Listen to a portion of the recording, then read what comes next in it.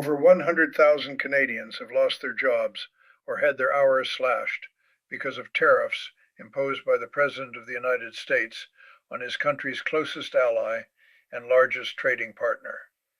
Steel mills in Sault Ste. Marie, laying off 1,000 workers at a time. Auto plants in Oshawa and Windsor going dark. Lumber mills across British Columbia, 22 closed since 2022. Another 50 running at reduced capacity. Cabinet factories in Quebec. Parts suppliers across Ontario. Fishing operations on the Atlantic coast. Sector by sector, the livelihoods of working Canadians have been systematically destroyed by a trade war they didn't start, didn't vote for, and can't escape through any individual decision. Ontario alone lost 38,000 jobs in a single quarter, the sharpest manufacturing decline since 2009 outside the pandemic. Steel exports to the United States cut in half. The unemployment rate in Windsor-Sarnia hit 10%. Youth unemployment reached levels not seen since 2010, and 1,500 companies applied for emergency work-sharing programs just to avoid laying off another 54,000 workers. But here is what Washington doesn't understand yet. Mark Carney is not trying to get those jobs back. He's not begging for relief. He's not asking Trump to undo the damage. He is using the damage. Every lost job, every closed mill, every destroyed supply chain is being converted into something far more dangerous than a trade complaint. It's being converted into a strategy, a multi-front, precisely calibrated economic counteroffensive designed to make the United States pay a price it never expected in ways it cannot reverse on a timeline that arrives before Washington has any idea what happened. If you've been watching this channel, you know we go deep on the numbers. Hit like and subscribe right now because what I'm about to show you is the most systematic weaponization of economic damage in the history of North American trade. This isn't about saving Canada. This is about making America pay for breaking it. To understand the scale of what's being weaponized, you have to see the damage ledger in full. Because the numbers that follow are not statistics, they are families. And Mark Carney has memorized every one of them, not to mourn them, but to deploy them. Auto, 25% Section 232 tariffs on vehicles and parts. GM laid off up to 200 workers at Oshawa. Stellantis shifted Jeep Compass EV production from Bimpton to Illinois, putting 3,000 jobs at risk. The Bimpton plant had been idled to retool for EVs. Those plans were scrapped in early 2025, leaving workers in limbo with no production and no timeline. Auto manufacturing employment is down 3% year over year, with, according to RBC, no signs of improving. Steel. Canadian steel exports to the U.S. dropped 50% in a single year. Al Steel in Sault Ste. Marie, the country's second largest producer, is laying off upward of 1,000 workers. The CEO of the Canadian Steel Producers Association, Catherine Cobden. Thousands of jobs lost, loss of production, and a significant drop in our shipments to the United States. Lumber. Softwood lumber production is down over 25% since the first tariff round in 2017. Combined countervailing, anti-dumping, and new tariff rates now exceed 40% on Canadian lumber entering the U.S. 22 mills closed since 2022, another 50 running at reduced capacity. Forestry and logging employment down 4%. Downstream manufacturing, cabinet makers, wood flooring producers, furniture manufacturers have formed the Canada Wood Products Alliance to push for government protection, hit from both sides, shut out of the U.S. market by tariffs, and flooded domestically by imports from countries also locked out of America. The aggregate. Ontario shed 56,600 full-time jobs in a single quarter. Windsor-Sarnia unemployment at 10%. National payroll employment in U.S.-dependent industries fell 27,000 in a year. Youth unemployment at 14.6%, the highest since 2010. The Bank of Canada confirmed goods exports to the U.S. dropped over 15% in April 2025 alone. These numbers were created by decisions made in Washington, and Carney has decided they will be paid for in Washington. While Trump was posting, Carney was building a retaliatory tariff structure designed to inflict maximum pain on politically sensitive American industries while protecting Canadian consumers. And the architecture of it is worth understanding in detail because it reveals the strategic mind behind it. Canada maintains counter tariffs on U.S. steel, aluminum, and non-COSMA compliant automobiles, even after removing 90% of other retaliatory measures in September 2025. The strategic logic: keep tariffs on exactly the sectors where U.S. producers compete directly with Canadian producers, while removing duties on goods Canada needs and can't source domestically. Punish where it hurts, spare where it's self-defeating. In November 2025, Carney phased out horizontal remission on U.S. steel used in Canadian manufacturing, meaning counter tariffs on American steel now fully bite. This unlocks over $1 billion in new domestic demand for Canadian steel producers, directly replacing American supply with Canadian supply.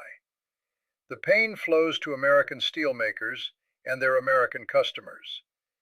Canada also tightened tariff rate quotas for steel imports from non-FTA partners from 50% down to 20% of 2024 levels, closing the back door that was allowing dumped steel to undercut Canadian producers already under pressure from U.S. tariffs. Sources close to the Trade Ministry describe this as the mirror strategy. For every sector Trump damaged with tariffs, Carney is building domestic or alternative partner supply to replace it, then locking the U.S. out of Canada's market in that same sector. The pain flows both ways, but Canada's pain was imposed. Canada's response is calibrated, and the restructuring that results is permanent, even when the tariffs eventually end. Now, here is the move that should concern every American business leader and every American policymaker who has been watching this situation at a surface level. Carney isn't just protecting damaged industries, he is systematically redirecting them, sending the exports that used to go south to new buyers who will sign long-term contracts. And once those relationships form, they don't reverse when a tariff threat is withdrawn. Steel. The government is cutting interprovincial rail freight rates by 50% starting spring 2026, making it economically viable to ship Canadian steel east-west within Canada instead of north-south to the United States. The Buy Canadian policy now mandates Canadian steel, aluminum, and softwood lumber in all federal contracts over $25 million. Over 230 steel firms have applied for restructuring support, and nearly 37,000 workers are being supported through the transition. The domestic market is being deliberately deepened as a substitute for the U.S. export market that tariffs closed. Lumber. The Build Canada Homes Agency, funded at approximately $700 million, prioritizes Canadian wood products for housing construction. $500 million in BDC Softwood Lumber Guarantee Program loans topped up for 2026. Another $500 million from the Large Enterprise Tariff Loan Facility. The strategy is explicit. If the U.S. won't buy Canadian lumber, Canada will use it to build Canadian housing. Auto. The China EV deal opened a new manufacturing channel. 49,000 Chinese vehicles at 6.1% tariff, growing to 70,000 by 2030, with Chinese automakers required to establish Canadian manufacturing joint ventures within 3 years. A Korea OO on clean vehicle manufacturing has already been signed. This isn't just about selling EVs to Canadians. It's about attracting the manufacturing investment that U.S. tariffs drove away from Canadian plants and attracting it from buyers who are not subject to American trade policy wins. Agriculture. The Beijing deal restored $4 billion in canola market access. EU fast-track trade talks are underway. Japan, energy and mineral agreement signed. India, outreach active. Every sector Trump targeted is being methodically routed to a new buyer, and each new trade relationship is a permanent reduction in Canada's exposure to the U.S. market. Canada's U.S. export share dropped to 71.7% in 2025, the lowest since the early 1980s. Non-U.S. trade surged $69 billion. Sources in Ottawa describe this in their internal documents as irreversible diversification. Not temporary hedging, not tactical maneuvering, irreversible. The word is deliberate. On February 20th, 2026, the U.S. Supreme Court ruled 63 that IEPA, the International Emergency Economic Powers Act, does not authorize the President to impose tariffs. Chief Justice Roberts, those words cannot bear such weight. Every EPA tariff struck down. The 35% blanket tariff on non-CUSMA Canadian goods, illegal. The fentanyl tariffs, illegal. The Liberation Day reciprocal tariffs, illegal. The legal foundation of Trump's entire trade war demolished by his own Supreme Court. Canada didn't have to fight for this ruling. It didn't have to argue the case. The American judicial system delivered a weapon to Ottawa on February 20th and asked for nothing in return. Trump replaced EA with Section 122 tariffs, limited to 15%, expiring in 150 days, already facing legal challenges from 24 state attorneys general. Section 301 investigations are underway against 15 countries, but take months and face their own legal vulnerabilities. The replacement weapons are weaker, the legal ground is shakier, and Canada's lawyers are taking careful notes on all of it. For the CUSMA review, the Supreme Court ruling is transformative in a specific and documented way. Canada can now argue with the backing of the United States' own highest court that the tariffs that destroyed over 100,000 Canadian jobs were illegal from the start, not unfair, not excessive, not disproportionate, illegal. And illegal acts that cause documented economic harm create documented legal claims. Sources close to Canada's CUSMA negotiating team say they are building a damages ledger, a comprehensive accounting of every job lost, every mill closed, every shipment blocked under tariffs the Supreme Court has now ruled were unauthorized. The legal mechanism is CUSMA's nullification and impairment provisions, the dispute resolution pathway that allows a party to seek compensation where the other party's actions have undermined the agreement's benefits. Canada may walk into the July review not asking for concessions, demanding reparation. And the legal ground beneath that demand is, as of February 20th, 2026, solid granite. Subscribe right now and turn on notifications because the CUSMA review in July is the arena where every weapon I described arrives simultaneously at the same table.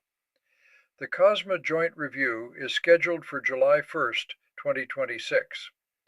Under Article 34.7, all three parties assess the agreement's performance and decide whether to extend it for another 16 years to 2042 or allow it to expire. The Trump administration has signaled it intends to use the review as leverage, demanding concessions on auto rules of origin, agricultural market access, and restrictions on Chinese investment. Here is the problem with that approach. Every piece of leverage Washington thought it had entering this room is either gone or dramatically diminished. EA tariffs, struck down as illegal by the Supreme Court. Section 232 tariffs still in place, but increasingly legally challenged.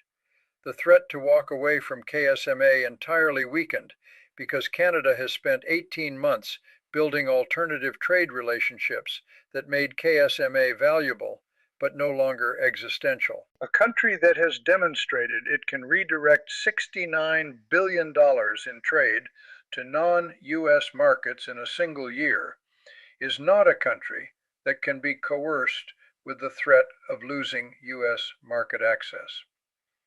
Canada enters the July review carrying a position that didn't exist a year ago. Signed trade partnerships with China, the EU, Japan, South Korea, India, the UK, and Norway.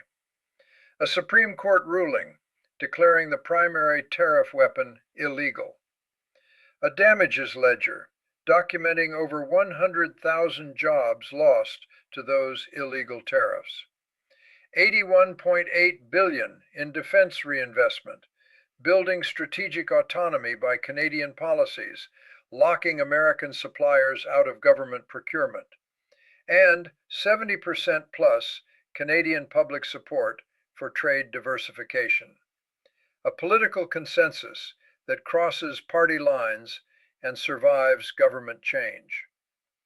Trump enters carrying a trade representative who called the China EV deal problematic. On the same morning, the president was calling it a good thing. A tariff strategy that's been ruled illegal. Allies who declined to send ships to Hormuz. A Kuzma he once dismissed as irrelevant. And Truth Social posts calling a former Goldman Sachs partner who ran two central banks governor. Economists have modeled three scenarios. Base case, renewed tariff damage absorbed, adverse exemptions eliminated by 2027. Catastrophic, full collapse, bilateral trade contracts 20 to 30%, integrated supply chains unravel. Oxford Economics warns losing COSMA exemptions would cause longer-term scarring. The size of the economy would be lower for several years, probably permanently. That warning applies to both economies. 36 U.S. states count as their top export destination. $3.6 billion crosses the border every day. 60% of U.S. crude oil imports come from Canada. If KSMA collapses, it's not just Canada that bleeds. It's Michigan, Ohio, Texas, Minnesota, Montana, and every border state whose economy is wired into Canadian supply chains and Canadian energy.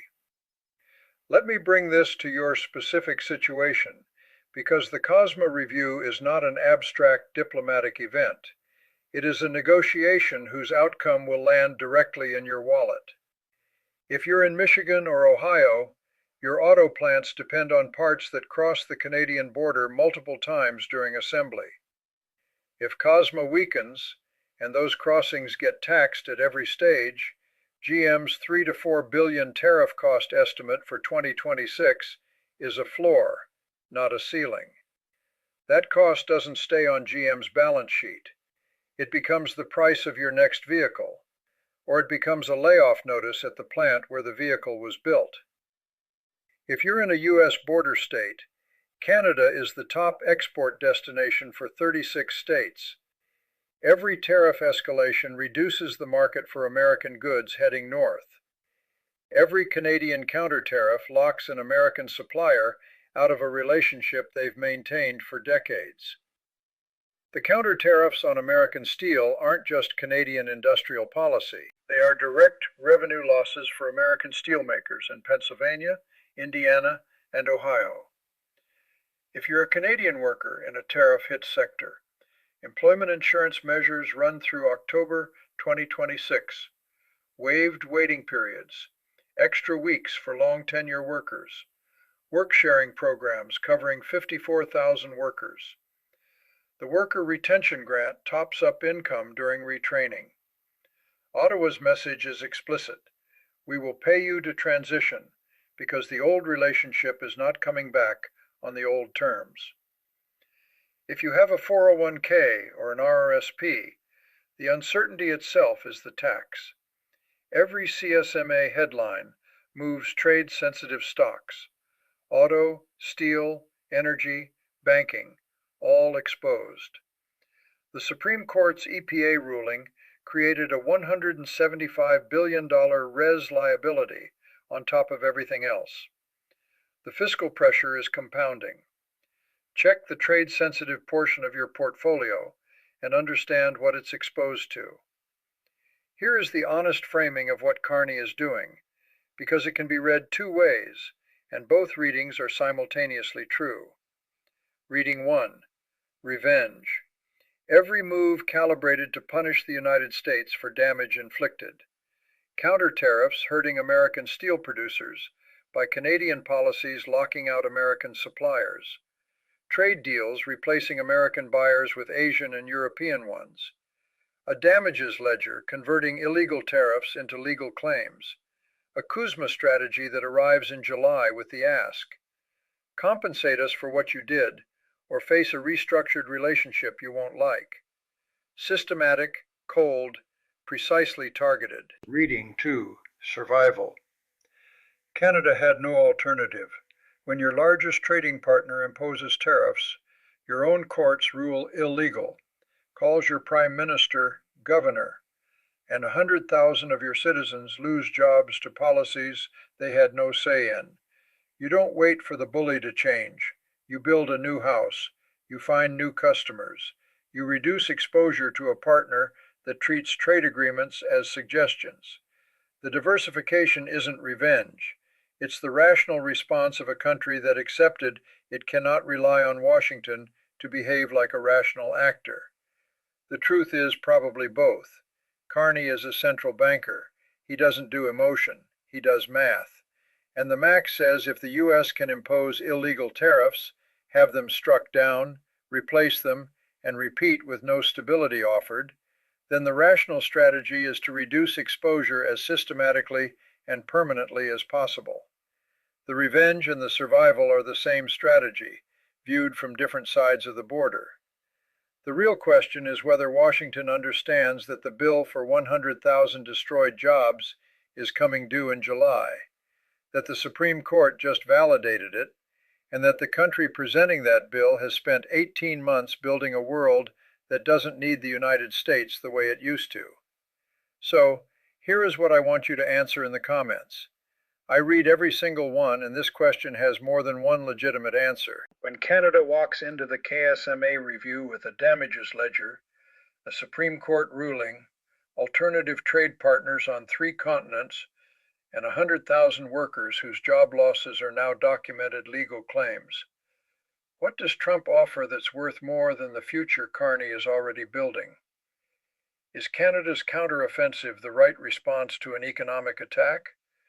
Or does it create dependencies on China and others that are just as problematic as the American dependency being replaced?